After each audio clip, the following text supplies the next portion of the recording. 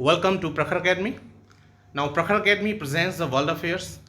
हमारी शुरुआत होती है मोटिवेशनल थॉट से। Defeat is a state of mind. Defeat और कुछ नहीं है, सिर्फ आपका सोचना है। क्योंकि जब आप मान लेते हैं कि आप हार गए हैं तो बटोवे से आपको कोई नहीं दुनिया की ताकत जिता सकती है।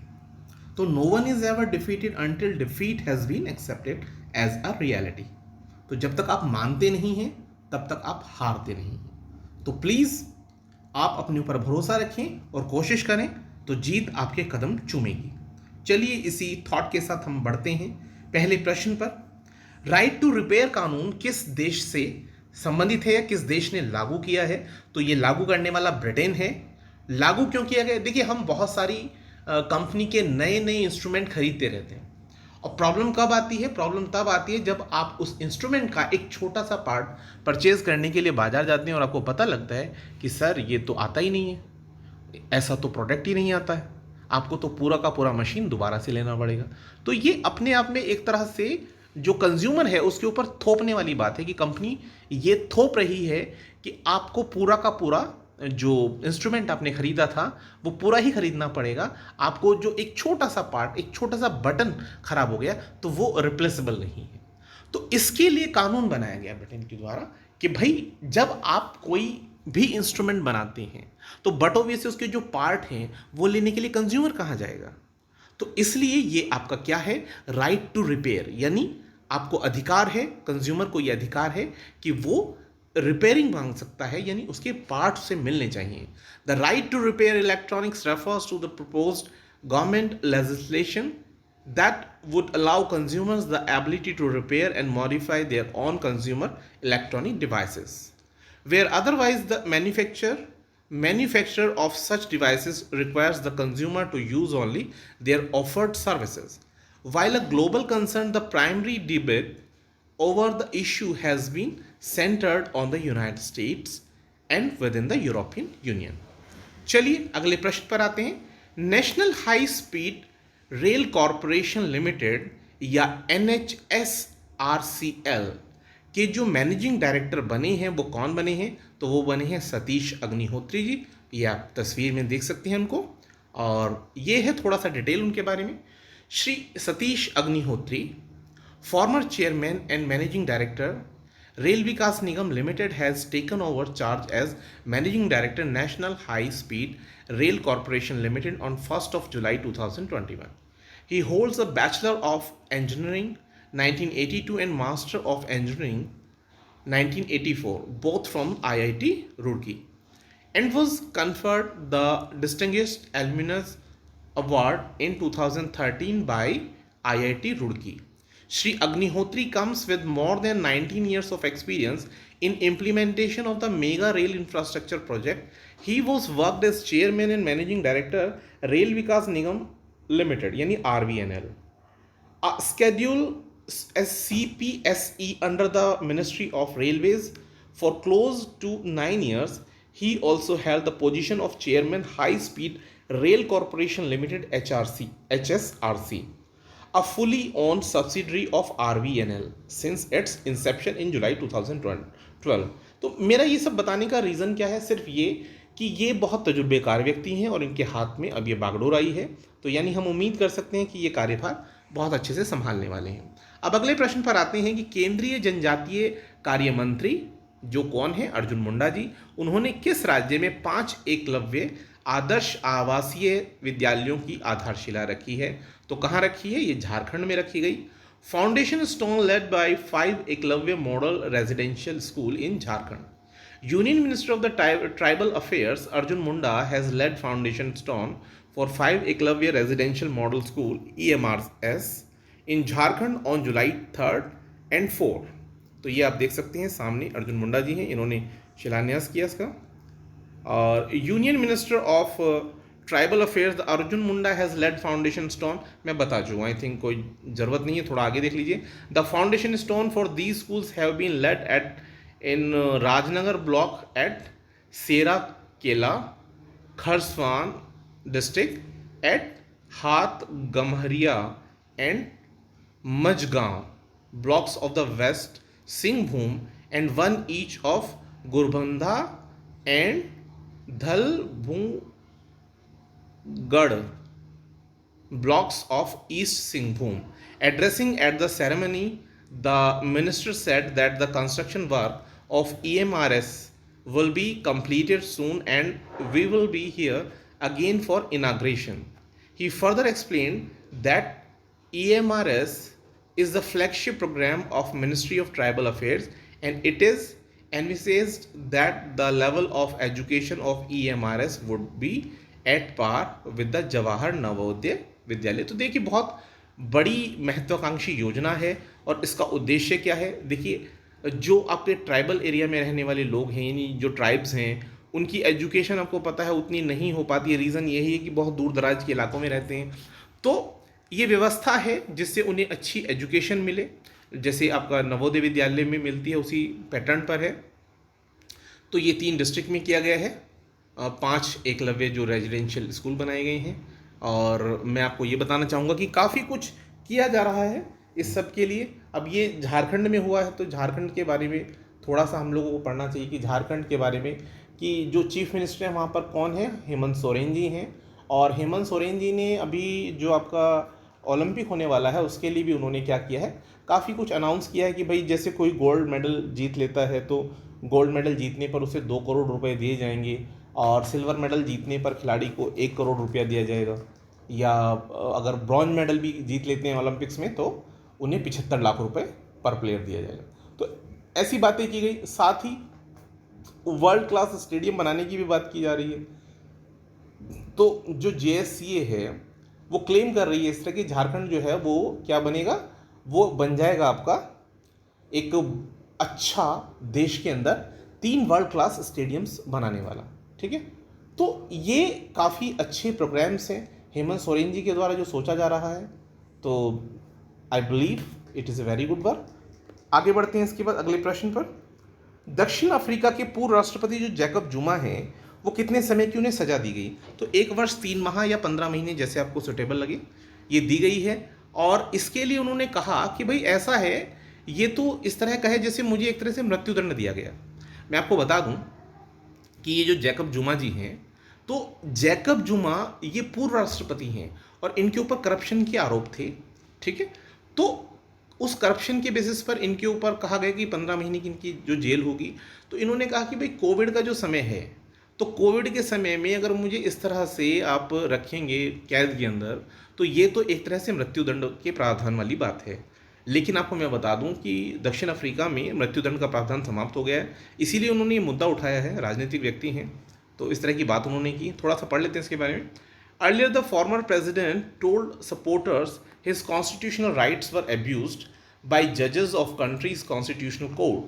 South Africa's former President Jacob Zuma ordered to surrender himself to start a 15-month jail term for contempt on said Sunday.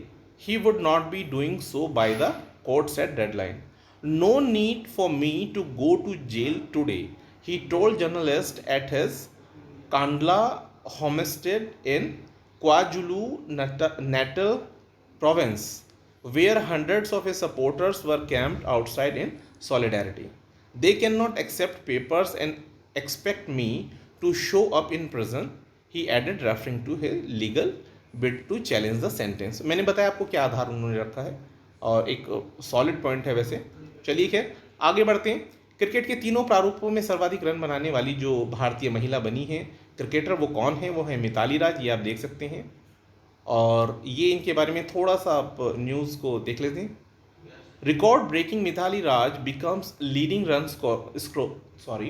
Scorer in women's international cricket. She batted Charlotte Edwards' tally of 10,273 during the third ODI against the England in Worcestershire. तो ये आप थोड़ा सा देख सकते हैं। Mithali Raj the India test and ODI captain has surpassed former England captain Charlotte Edwards as the leading run scorer in women's international cricket on Saturday. Raj 38 battered Edward tally of 10,273 in the 24th over the Indian innings in the third ODI. ठीक है, तो मैं बता चुका हूँ इसके बारे में ऑलरेडी आपको। भारतीय सेना में कितने शॉर्ट स्पैन ब्रिजिंग सिस्टम जो हैं वो शामिल हुए हैं, ये शायद हट गया है इसका आंसर, मैं आपको बता देता हूँ। 12 जो हैं शॉर्ट स्पैन ब्रिजिंग सिस्टम शामिल किए गए हैं। शामिल क्यों किए हैं थोड़ा सा बता देता हूँ आपको। एक्चुअली है क्या, जैसे आप नाम से पता लग रहा होगा ब्रिजिंग सिस्टम, यानी जो सेना है तो सेना का आपको पता ही होगा, उसमें इंजीनियरिंग ग्रुप होता है। तो वो लोग क्या करते हैं, वो लोग जैसे रिक्वायरमेंट होती है तो रिक्वायरमेंट के बेसिस पर पुल बना देना नदी के ऊपर, चाहे वो आपका नौकाओं के माध्यम से हो या क्या कहते हैं, कुछ ब्रिजेस वो तैयार भी होते हैं। तो ये जो है शॉर्ट स्पैन ब्रिजेस हैं, ये छोटे आकार के होते हैं और इनकी जो रिक्वायरमेंट है वो इसीलिए होती है कि सेना को तुरंत जैसे कहीं से पास करना है, किसी रीजन को उन्हें कंट्रोल करना है, तो जिससे तेज़ी से वो इनका इस्तेमाल करते हुए, इन टूल्स का इस्तेमाल करते हुए वो जो है बाउंड्री को क्रॉस कर सके या उस रीजन में पहुंच बना सके। तो ये 12 हैं और इसका इस्तेमाल जो होगा ये आपका पाकिस्तान के बॉर्डर पर किया जाएगा। नॉन प्रॉफिटेबल हॉस्पिटल मॉडल पर रिसर्च करने वाला जो संगठन है वो कौन है, वो है नीति आयोग। कौन सा है, नीति आयोग, ठीक है। और हाँ, ये देखिए क्वेश्चन आगे पीछे हो गया। डीआरडीओ ने विकसित किए हैं 12 शॉर्ट स्पैन ब्रिजिंग सिस्टम जो भारतीय सेना में शामिल किए जाएंगे। उनका उपयोग कहाँ होगा, पाकिस्तान के बॉर्डर पर। त्रिपुरा राज्य के नए लोकायुक्त बने हैं तो कौन बने हैं, KN भट्टाचार्य जी। और अगला प्रश्न है, भारत का दूसरा सबसे बड़ा क्रिकेट स्टेडियम कहाँ बनाने की योजना चल रही है, ये है आपका जयपुर। BCCI के द्वारा इस स्टेडियम के लिए बताया जा रहा है कि 100 करोड़ रुपए देने की बात कही गई है। ऑपरेशन खुखरी बुक किसने लिखी है, तो ऑपरेशन खुखरी को लिखने वाले कौन है, राजपाल पुनिया और दामिनी पुनिया, ठीक है। अल्जीरिया के नए प्रधानमंत्री बने हैं Aymen Benabderrahmane. All India Radio के नए महानिदेशक बनाए गए हैं N वेणुधर रेड्डी। ये कुछ इंफॉर्मेटिव क्वेश्चन हैं, मैंने शामिल कर लिए। बोल्ड नामक परियोजना किस आयोग के द्वारा प्रारंभ की गई, तो ये योजना है खादी एवं ग्रामोद्योग आयोग की। और ये जो योजना है इसका इस्तेमाल क्यों किया जा रहा है, जो डेजर्टिफिकेशन है इसको कम करना इनका उद्देश्य है, जिससे आजीविका के साधन भी बने और डेजर्टिफिकेशन को कम किया जा सके, ठीक है। तो ये बोल्ड नामक योजना किसके द्वारा शुरू की गई, खादी एवं ग्रामोद्योग आयोग के द्वारा। जन सहायक आपका सहायक ऐसे करके एक ऐप आया है, वो ऐप किस राज्य के द्वारा लॉन्च किया गया, तो इसे लॉन्च करने वाला जो राज्य है वो हरियाणा है, ठीक है। सिल्वर लेक ओपन शतरंज टूर्नामेंट किसने जीता है, तो ये निहाल सरीन ने जीता है। अगला प्रश्न आता है कि दरबार मूव परंपरा जो है वो किस राज्य से संबंध रखती है और जिसे हाल ही में बंद कर दिया गया। देखिए मैं आपको बता दूं, एक्चुअली जो कैपिटल है उसको मूव करने की जो प्रथा थी, जैसे आपको पता है कि गर्मी में जो है वो आपका आराम से रखा जा सकता था कश्मीर में, लेकिन जब बात आती है सर्दी की तो सर्दी कड़ाके की पड़ती है, तो उसको मूव किया था जम्मू की तरफ। तो ये जो मूवमेंट है ये तकरीबन 149 ईयर से चल रहा था, तो इस परंपरा को समाप्त किया गया। तो दरबार मूव परंपरा जो है वो किससे है, जम्मू कश्मीर राज्य से बिलोंग करती है। हाल ही में शॉप्सी जो ऐप है वो किसने लॉन्च किया है, तो इसे लॉन्च करने वाली कंपनी का नाम है फ्लिपकार्ट, ठीक है। Nathuram Godse the true story of Gandhi's assassination, ये बुक जो है ये किसने लिखी है, इसे लिखने वाले धवल कुलकर्णी हैं। Nathuram Godse the true story of the Gandhi's assassin by the Mumbai based journalist Dhawal Kulkarni will be published by Pan Macmillan India in 2022। तो धवल कुलकर्णी इसे लिख रहे हैं और ये जो है पब्लिश कब होगी, पब्लिश होगी 2022 में, और पेन मैकमिलन इंडिया इसको पब्लिश कर रहा है, ठीक है। इसमें वो बता रहे हैं, जो उन्होंने मीडिया को एड्रेस किया है उसमें बताया है कि इसके अंदर जो आपका नाथूराम गोडसे जी के साथ क्या कंडीशंस रही हैं और जिसके चलते उन्होंने जो मतलब वट एवर द स्टैंड, तो ये सब आप पढ़ पाएंगे इस बुक के अंदर। चलिए खैर आगे बढ़िए। बगराम एयरफील्ड जो हाल ही में चर्चा का विषय रहा है वो किस देश में स्थित है, तो ये रहा है आपका अफगानिस्तान में। कहाँ पर है, अफगानिस्तान। अफगानिस्तान देखिए हमसे हमारा जो बॉर्डर है उससे अटैच है, भारत है, भारत के साथ पाकिस्तान, पाकिस्तान के साथ पूरा बॉर्डर शेयर करता है अफगानिस्तान। लेकिन भारत के साथ अगर हम बात करें तो सियाचिन वाले रीजन से आप देखेंगे कि वो बॉर्डर टच करेगा, ठीक है। तो Bagram airfield BAF also known as the Bagram air base was the largest US military base in Afghanistan. पता ही होगा आपको ये चर्चा में क्यों रहा है, क्योंकि यही जो था वो मिलिट्री बेस था यूएस आर्मी का, ठीक है। तो यहीं से वो अपने ऑपरेशंस को लीड करते थे। और क्यों चर्चा में आए, क्योंकि उन्होंने ये रीजन खाली कर दिया है। It is located next to the ancient city of Bagram, 11 kilometer or 6.8 miles away southeast of Charikar in the Parwan province of Afghanistan.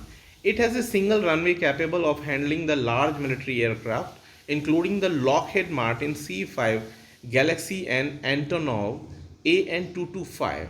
It was staffed by 455 Air Expeditionary Wing of US Air Force along with the rotating units of US and coalition forces, ठीक है। चलिए अगले प्रश्न पर आते हैं। Axis bank ने digital service के बेहतर प्रबंधन के लिए किस कंपनी के साथ साझेदारी की है? तो ये की गई है AWS यानी अमेजन वेब सर्विसेज, ठीक है। Thanks lot for watching this video. Have a good night.